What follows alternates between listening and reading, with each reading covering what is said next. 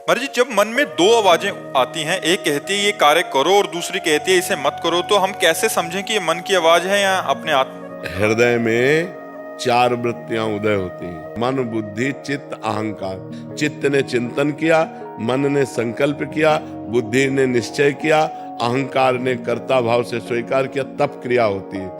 अब बुद्धि अकेले निर्णय नहीं कर सकती, बुद्धि में विवेक होना चाहिए, और विवेक सत्संग से प्राप्त होता है। बिन सत्संग विवेक न होई, और राम कृपा बिनु सुलभ न सोई। बुद्धि तो सबके पास है पर विवेक नहीं। छोटे छोटे बच्चों में बड़ी तीव्र बुद्धि है पर विवेक नहीं। होए विवेक मोह भ्रम भागा, जे ही विवेक होगा नहीं, बिल्कुल ब्रेक ऐसी लगेगी कि 1 इंच भी हमारी शरीर रूपी गाड़ी गलत मार्ग में नहीं जाएगी। विवेक ना होने के कारण, सत असत का ज्ञान ना होने के कारण वो असत क्रियाओं में ही बुद्धि बढ़ती चली जा रही है। इसलिए नाम जप, सत्संग, शास्त्र स्वाध्याय और पवित्र आचरण, चरित्र ठीक रखो। आज चरित्रहीन हो रहा है समाज हमारा।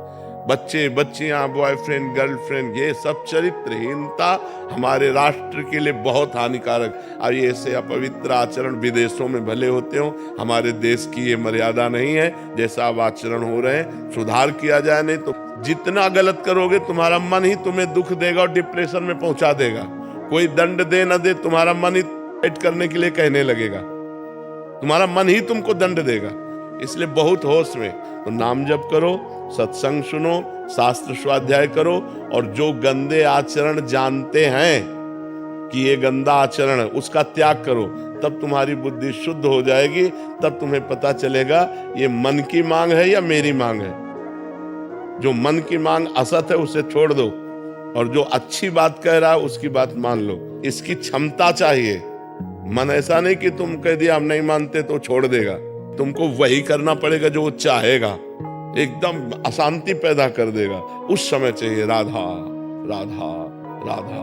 अगर उस समय नाम जप कर रहे हैं, भगवान को पुकार रहे हैं, तो फिर मन शांत हो जाएगा। और अगर भगवान को नहीं पुकार रहे तो आपका मन असत मार्ग में ले जाकर गिरा ही देगा आपको। भले बाद में आप रो, पश्चाताप करो, पर वो गिरा देगा। पवित्र आचरण रखो। गलत आचरण जब होने की बात हो तो भगवान को पुकारो, रक्षा करेंगे।